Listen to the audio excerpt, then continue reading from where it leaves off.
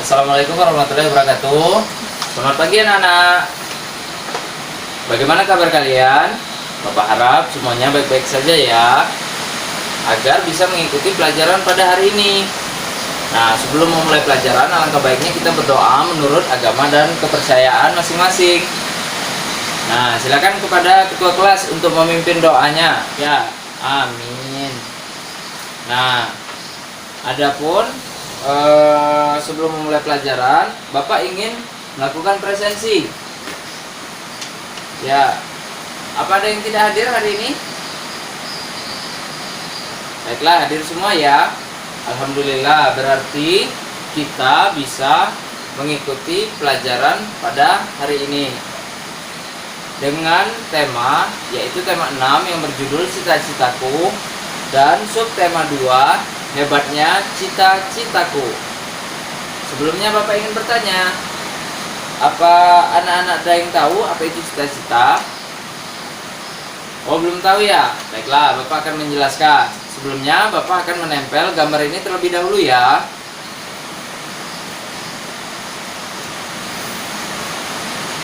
Baiklah, di sini Bapak akan menjelaskan apa itu cita-cita.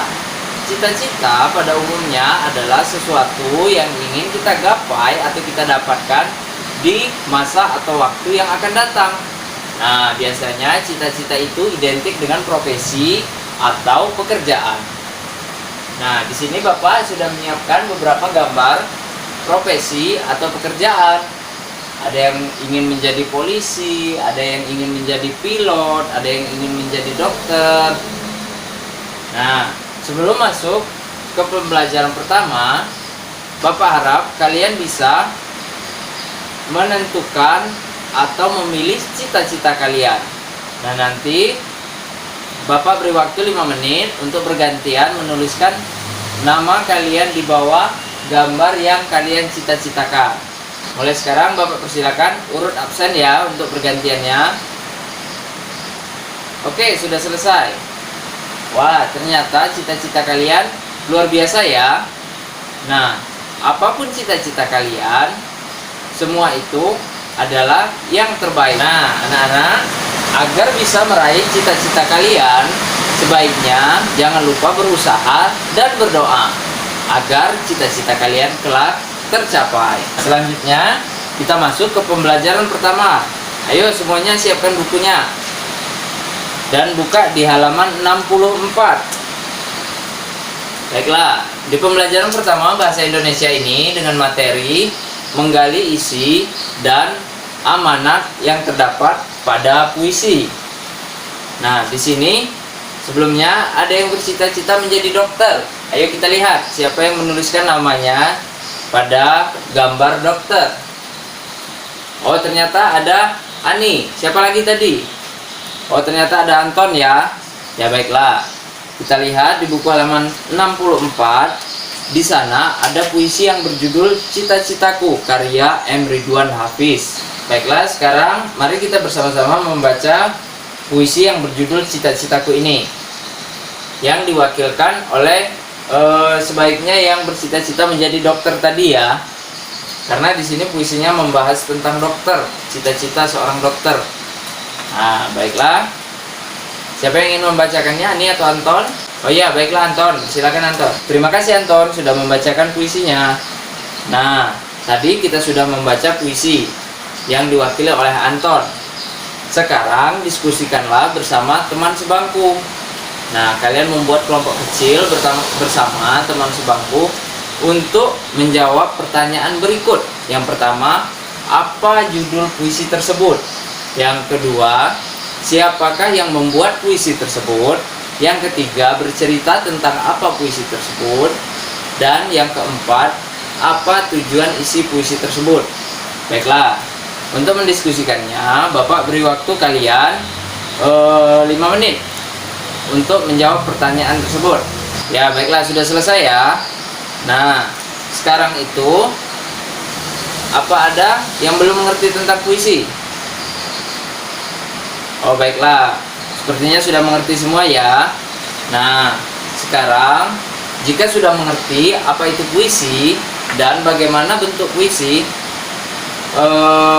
sebaiknya sekarang kita membuat puisi. Nah, berlatih membuat puisi dengan judul puisi berdasarkan cita-citanya masing-masing. Nah, misalnya seperti tadi, Anton bercita-cita menjadi dokter. Nah, berarti Anton membuat puisi yang bertemakan tentang cita-cita menjadi dokter. Nah, silakan Bapak beri waktu 10 menit untuk membuat puisi. Ya, sudah selesai ya. Nah, sekarang silakan membacakan puisi hasil karya masing-masing ke depan kelas. Untuk urutan membacakan puisinya, urut lagi sesuai dengan absen ya. Ya, silakan absen pertama. Ya, sudah selesai.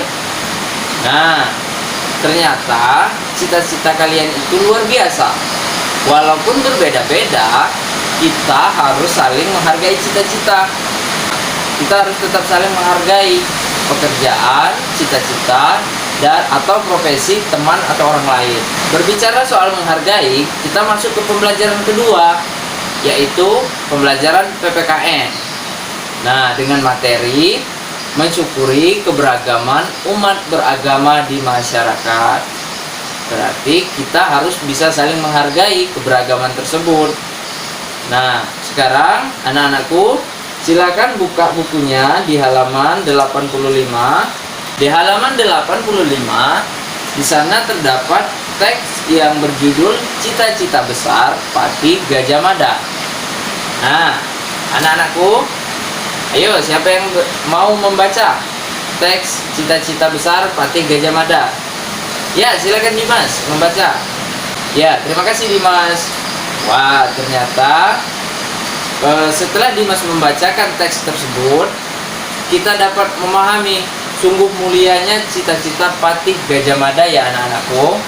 Nah, kita juga harus seperti Patih Gajah Mada, dapat mempersatukan keberagaman suku dan bangsa yang ada di negeri kita.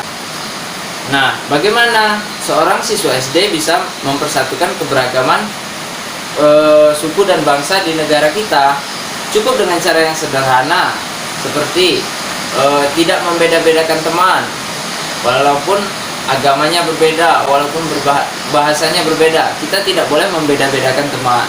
Cukup dengan hal sesederhana itu, kita sudah menunjukkan sikap mempersatukan perbedaan suku dan budaya di negara kita. Sekarang kita berdiskusi lagi. Bapak menyuruh anak-anak untuk berdiskusi lagi. Diskusinya tetap berkelompok. Satu kelompok tetap terdiri dari teman sebangku. Nah, nanti diskusikan. Di sini Bapak ada beberapa gambar. Baiklah anak-anakku. Di sini Bapak ada gambar rumah adat. Nah, coba perhatikan. Apa ada yang tahu salah satu nama dari rumah adat di gambar ini? Ya, benar. Salah satunya adalah rumah gadang. Ya, oke. Sebelumnya Bapak tempel dulu ya gambarnya. Diskusikanlah bersama teman kelompokmu. Kelompoknya seperti tadi ya, terdiri dari teman sebangku. Nah, diskusikan yang pertama, cari tahu nama dan dari daerah mana rumah adat pada gambar yang ada di depan berasal, pada masing-masing gambar ya. Yang kedua, tentukan nama bahasa daerah yang digunakan. Yang ketiga, pakaian adat apa yang digunakan. Dan yang keempat, berilah kesimpulan apa yang kalian dapatkan dari diskusi bersama temanmu. Sekarang Bapak persilakan untuk mendiskusikannya selama 15 menit ya. Oke, sudah ya. Baiklah, sudah selesai. Jika sudah selesai, perwakilan kelompok harus menyampaikan hasil diskusinya sesuai dengan urutan bangku ya, mulai dari depan sampai ke belakang. Oke, kita sudah membacakan hasil diskusi kelompok masing-masing ya.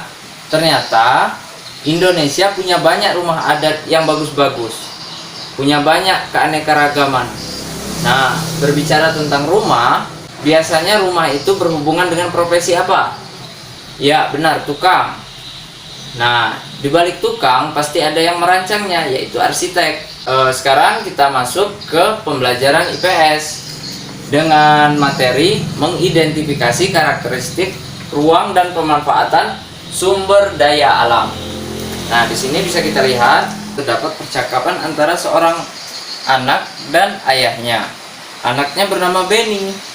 Nah, Benny bertanya kepada ayahnya, "Ayah, jika sudah besar nanti, aku bercita-cita menjadi seorang arsitek seperti teman ayah Paman Fadli. Apa sih hebatnya arsitek?" Dan ayahnya menanggapi, "Kamu mau tahu? Ayah akan menjelaskan kepadamu kehebatan seorang arsitek itu." Nah, di bawahnya, tahukah kamu? Ayah Benny menunjukkan kepada Benny beberapa bangunan hasil karya arsitek. Salah satunya adalah Candi Borobudur. Candi Borobudur merupakan candi Buddha terbesar di Indonesia. Arsiteknya bernama Gunadarma. Nah, anak-anakku, silakan dibaca. Itu di sana ada Candi Borobudur, ada Waduk Jatiluhur, Jembatan Suramadu. Nah, semua itu adalah karya arsitek hebat di Indonesia. Nah, seorang arsitek juga berperan dalam usaha mempersatukan umat beragama. Lihatlah di Masjid Istiqlal Jakarta yang berdiri megah berdampingan dengan gereja. Nah, ternyata seorang arsitek juga berperan menyatukan kerukunan umat beragama. Nah, di sini juga ada di halaman 95, tahukah kamu, dari zaman dahulu nenek moyang kita telah membangun berbagai bangunan adat yang mencerminkan kebudayaan mereka. Nah, seperti pada gambar rumah adat dari Kampung Naga, Jawa Barat.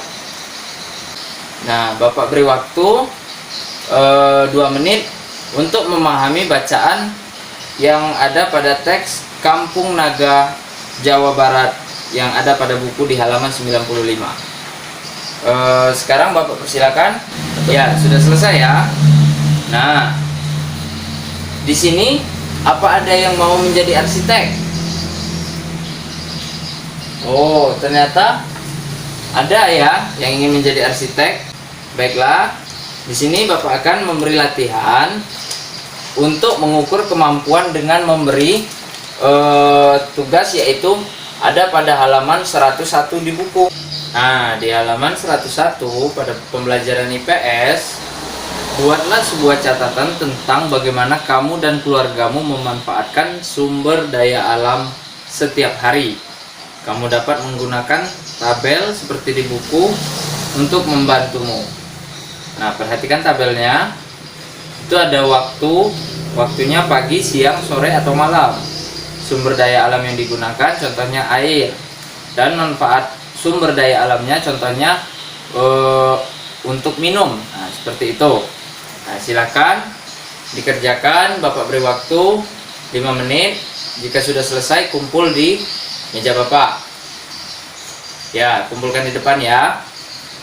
Ya, dimulai dari sekarang. Sudah selesai. Nah, baiklah anak-anakku.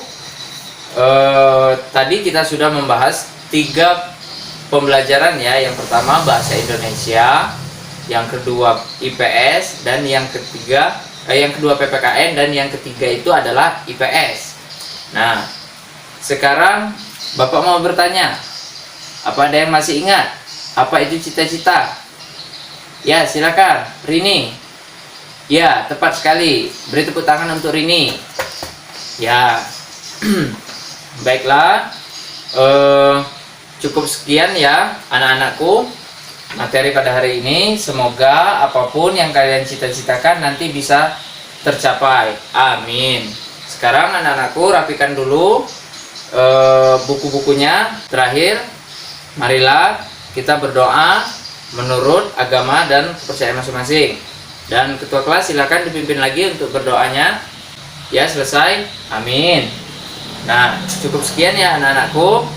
Akhir kata, wabillahi taufik wal hidayah. Wassalamualaikum warahmatullahi wabarakatuh.